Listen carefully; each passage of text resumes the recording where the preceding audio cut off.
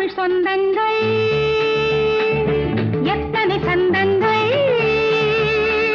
முத்தமிழ் சொந்தங்கள் எத்தனை சந்தங்கள், கவிதையில் வரும் கலை வண்ணங்கள்,